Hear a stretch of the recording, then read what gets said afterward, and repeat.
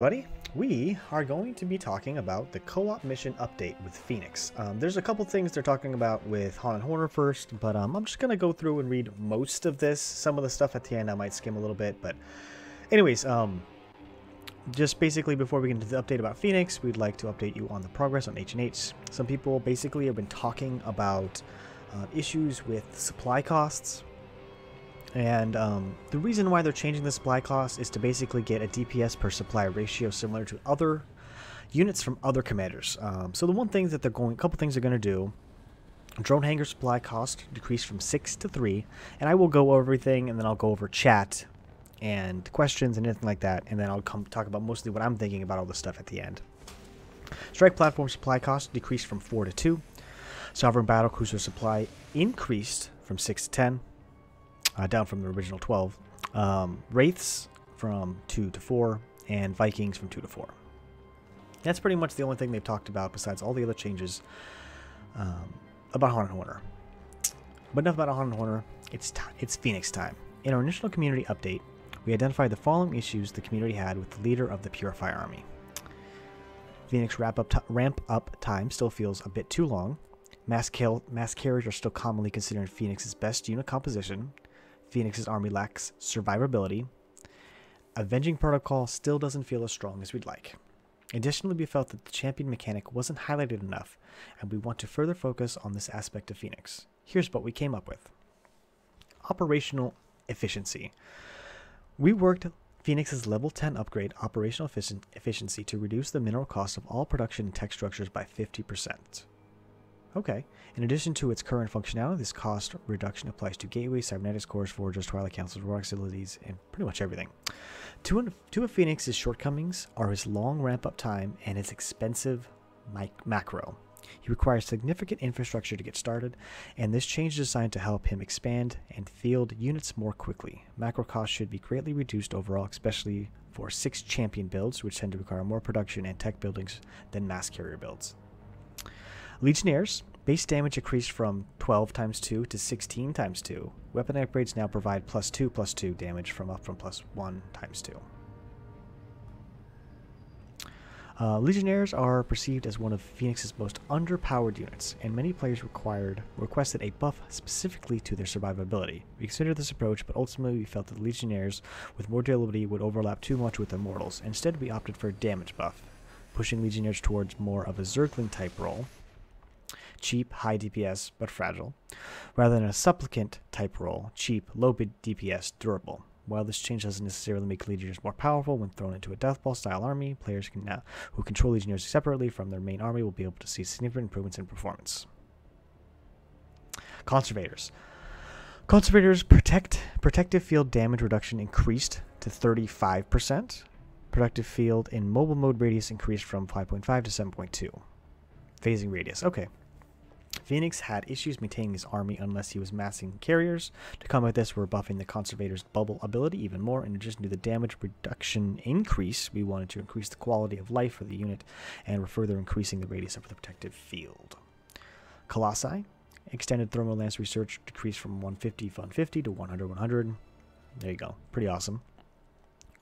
Combat sensor array now increases the scout air attack range by 3, up from 1. That's good. When we were testing the 6 champion builds, we often found ourselves in the following scenario. We would engage an enemy force, and both our ground units and scouts would auto-target ground units. Once all the ground enemies were destroyed, our scouts would switch to air targets while robotic units fumbled around without anything left to do. With this change, scouts will feel more responsive against air units, and they'll prefer targeting air units in fights. Not only will scouts be significantly more powerful, this buff will also indirectly buff robotics units whose air weaknesses might be mitigated. That's awesome. The air units upgrade now provides the scout's anti-ground photon blaster with +2/+3 versus light damage, up from 1. Air up. Okay. Scout weapon upgrade should now scale correctly according to the standard upgrade rules. Okay, they got rid of the interceptor cost.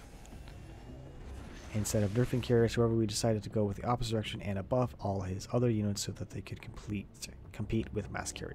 Okay.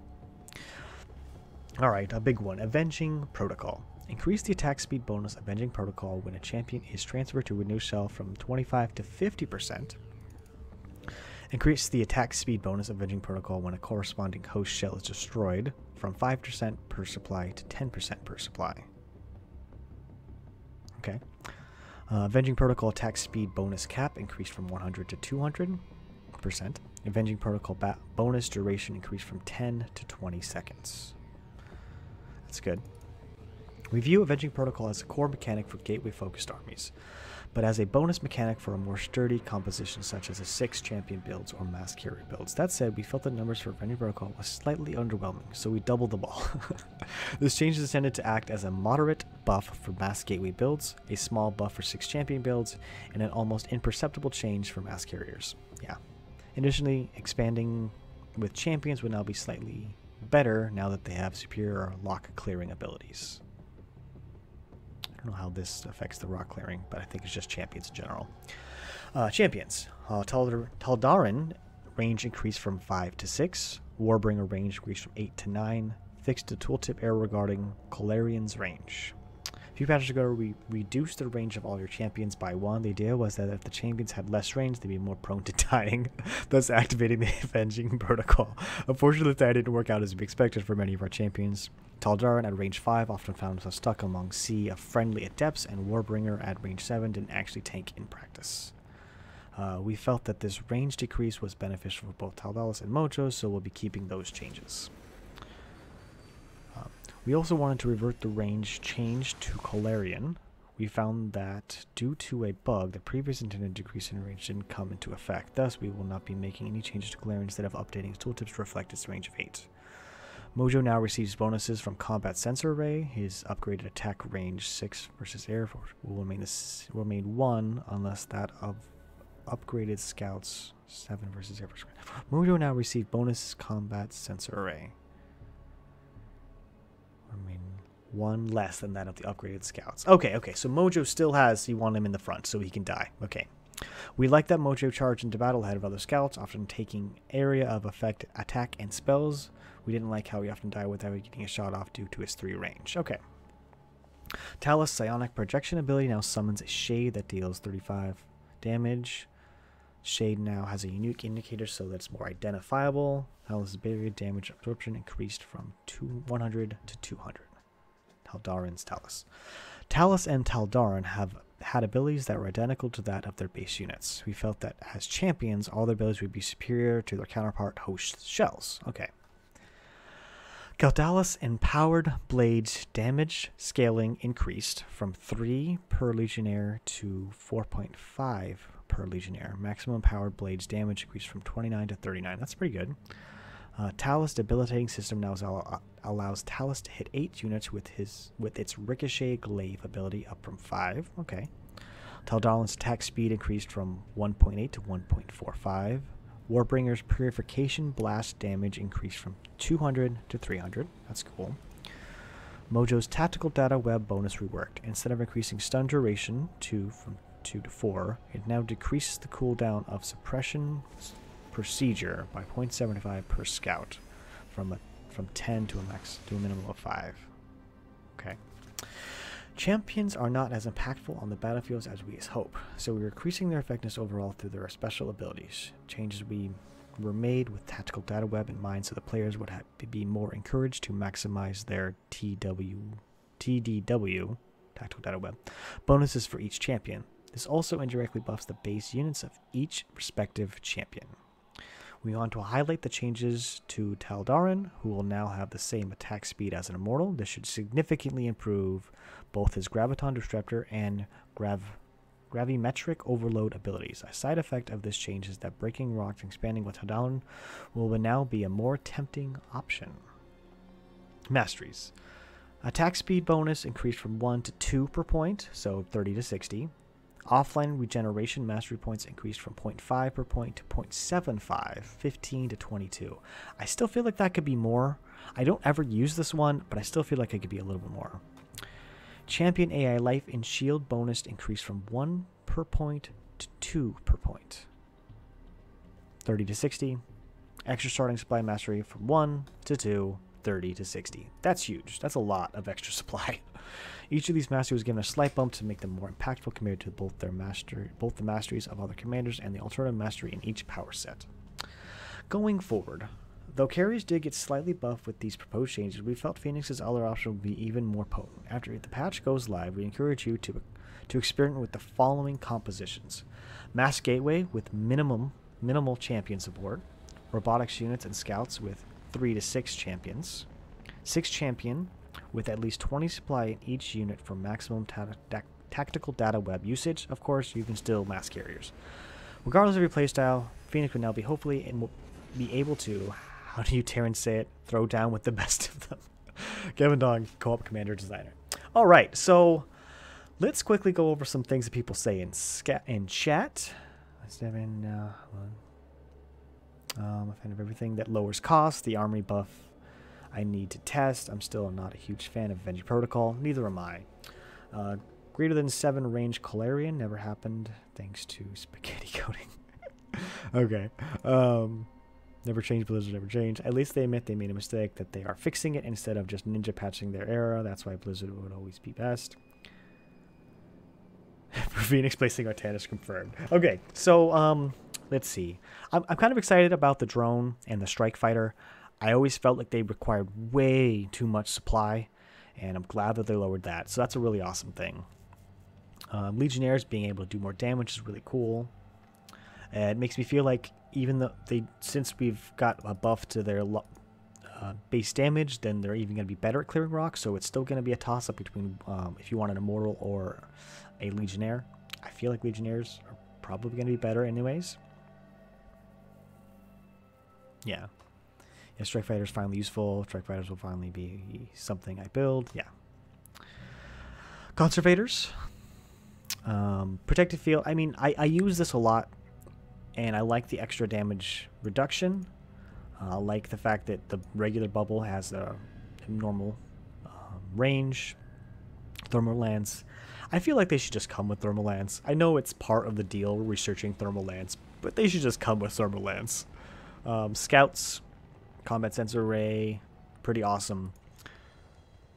And I like the idea that the reason why they're adding the range to the scouts is so they actually attack air units, because it's going to be easier for them to get to the air units or to attack air units, thus making it so they actually clear that, while you have these small units below that are just clearing ground units.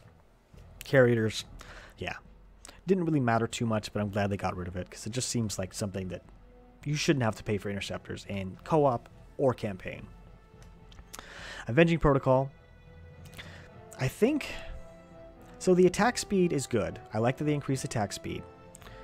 And increase the attack speed bonus of Avenging Protocol when a corresponding host shell is destroyed. So the idea was, not only do you get extra when the host dies, but anything else that is also of that. So if a random Legionnaire dies, your hero still gets to get a little bit more.